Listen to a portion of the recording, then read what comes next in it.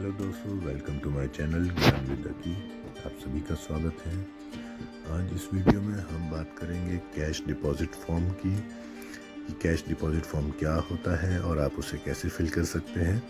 तो जिस तरह से आप देख सकते हैं, ये cash deposit form HDFC bank का है। हम स्टेप बाय स्टेप समझेंगे और बहुत ही इजी वे में जानेंगे कि आपको ये कैश डिपॉजिट फॉर्म किस तरह से फिल करना है। तो दोस्तों, आप जैसे देख रहे हैं, ये एक फॉर्म है। इसके थ्रू आप अपना कैश जो है वो बैंक में डिपॉजिट कर सकते हैं। जब भी आप बैंक जाते हैं कैश डिपॉजिट करने के लिए, तो हमेशा बैंक एम्प्लॉयज़ आपको एक फॉर्म फिल करने को बोलते हैं, वो यही फॉर्म है। तो दोस्तों, हम फर्स्ट स्टेप यहाँ पर होता है डेट फिल करने का। यहाँ पर आपने डेट फिल करनी है।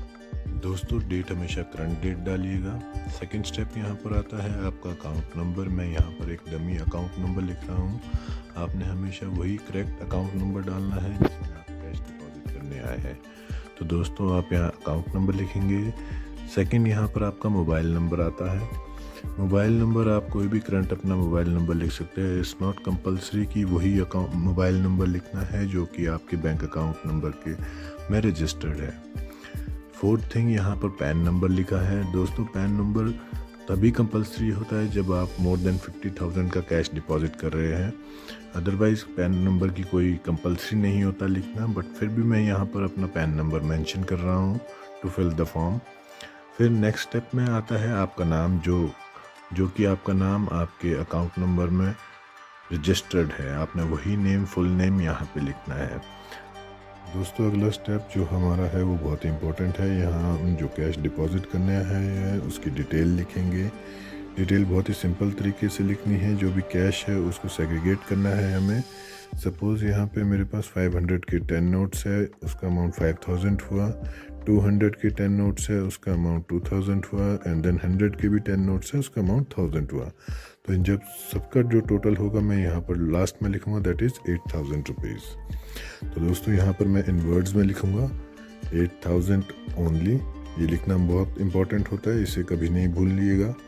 उसके बाद नेक्स्ट स्टेप जो होता है वो सिग्नेचर का होता है। यहाँ मैं अपने साइन करूँगा, जो भी डिपॉजिट अमाउंट कर रहा है वो अपने साइन यहाँ करेगा। तो दोस्तों, इस फॉर्म के दो पार्ट होते हैं। जो ये वाला पार्ट हमने फिल किया है, ये कैशियर के पास जाता है, और ये कस्टमर पार्ट होता है, इसे भी आपने फिल करना होता है एट द एंड। ये जब आप अमाउंट डिपॉजिट कर लेंगे, कैशियर आपको ये वापस देगा। ये एज अ प्रूफ होगा कि आपने यहाँ पर बैंक में इतना अमाउंट सबमिट किया है। तो दोस्तों, हम इसे भी इसी तरह से फिल करेंगे। यहाँ पर आप डेट लिखेंगे, देन यहाँ पे आप अपना अकाउंट नंबर लिखेंगे जो सेम इस तरफ आपने लिखा है। आपको सेम ये भी यहाँ भी ये वही कॉपी करना है। देन यहाँ आपका नाम आएगा, जो आपका same registered name in the bank. Then यहाँ आप अपना अमाउंट का डिटेल डालेंगे, total 8000। And then in words आप यहाँ पर लिखेंगे। And then at the last आप सेम अपने सिग्नेचर करेंगे। तो दोस्तों, इस तरह से आपने ये फॉर्म पूरी तरह से फिल कर दिया है। एक करेक्ट वे में आपने इसको फिल किया है। अब आप ये जाके बैंक में सबमिट कर सकते हैं with the cash. And cashier आपको ये जो सेकंड पार्ट है, कस्टमर वाला पार्ट, ये आपको रिटर्न करेंगे। You have to keep it with you and as a proof ये आपके पास रहेगा कि हाँ, आपने इस डेट को इतना अमाउंट बैंक में सबमिट किया है। So it is always a valid proof with you.